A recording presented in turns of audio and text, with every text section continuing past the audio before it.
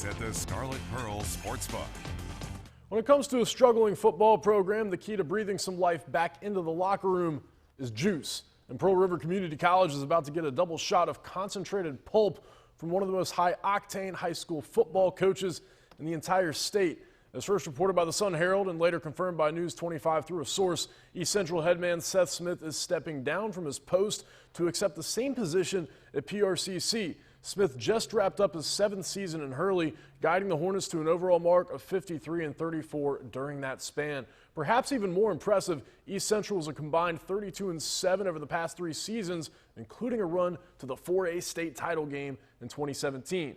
And what a hire for the Wildcats, who went just 10-17 in 3 seasons under the watch of Ted Egger. This move brings Smith back to his junior college alma mater, which will become official during Pearl River's official announcement at a press conference set for 2 p.m. Thursday. PRCC Athletics has yet to confirm this hire. Ocean Springs is also in the market for a new head coach upon the resignation of Ryan Ross earlier today, again as first reported by the Sun Herald and later confirmed by News 25 by the man himself. During his 9 years with the program, Coach Ross led the Greyhounds to the playoffs in 6 of them, compiling an overall record of 61-45 along the way. That includes Friday's first-round exit at the hands of Oak Grove, capping off a 5-7 showing in 2019. Having just completed the construction of a brand-new grandstand, Ross leaves the program in a good place for his eventual successor to hit the ground running. But at the end of the day, he says the players need some quote-unquote new blood while he seeks out his next coaching job in the coming months, leaving behind a one-of-a-kind opportunity. I mean, Jeff, it is what it is as far as, you know, it kind of comes with the territory of doing what I do for a living. But, you know, you get somewhere like, you know, Ocean Springs is a special place, and school district's a special district. And, you know, we've been so proud of what we've been able to do here as a school district. And it's bittersweet, no doubt about it. It's just part of the business, and try to move on and accept the next challenge and do the best we can.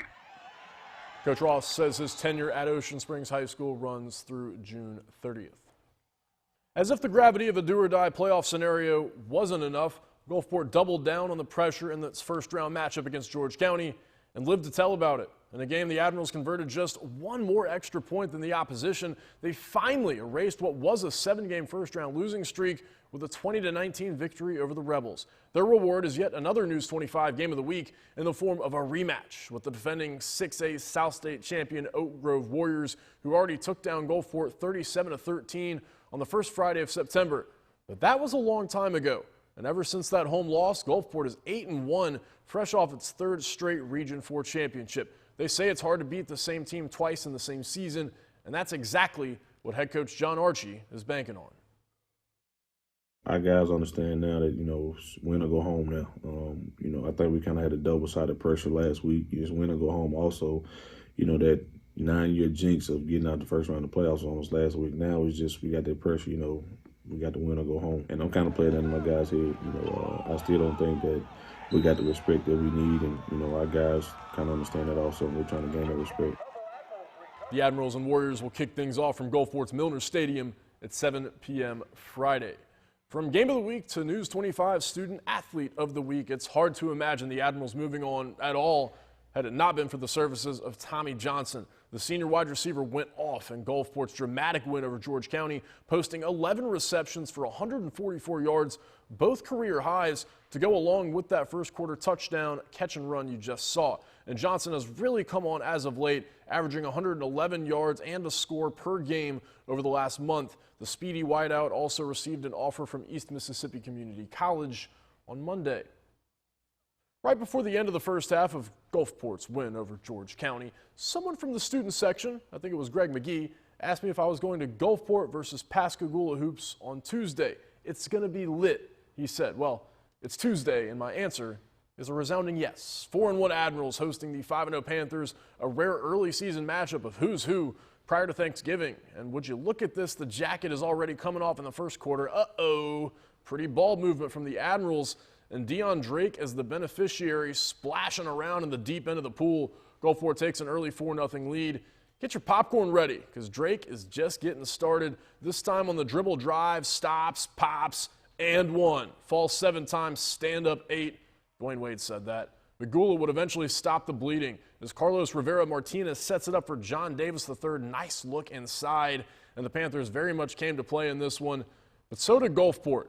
Omar Christian controlling it on the right wing, drops it down to Kewan Johnson, and he's got the inside step, finishing off glass.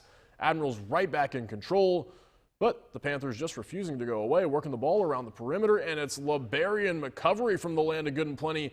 12-7 Gulfport, and the Admirals just trying to pad that lead back out. Christian fires a dart over to Kobe Williams, looking like Kobe with the sweet stroke shooter shoot, referring to both him and the guy shooting the highlights. That's me.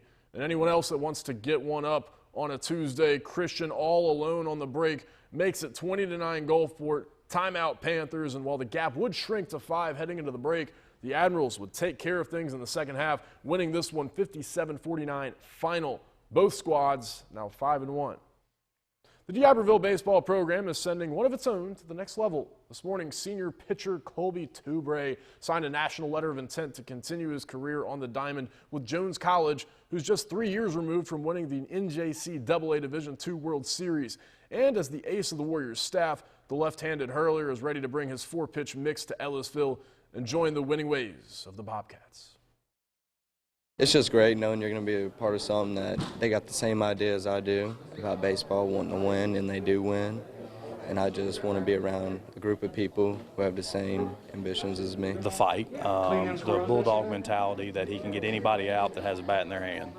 So it's a great, thing that we have a guy that is talented as Colby, and we look forward for a great season. Toubray says putting pen to paper in front of his grandfather was the most special part about today's ceremony.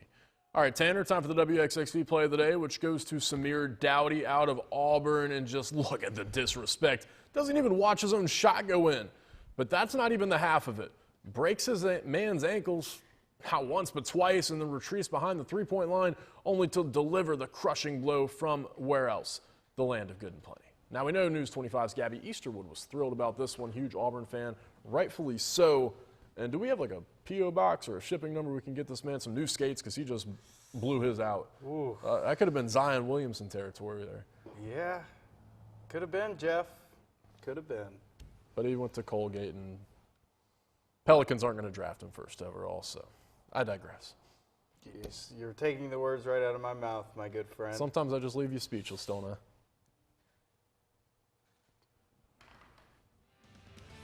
Stick around, so some more news.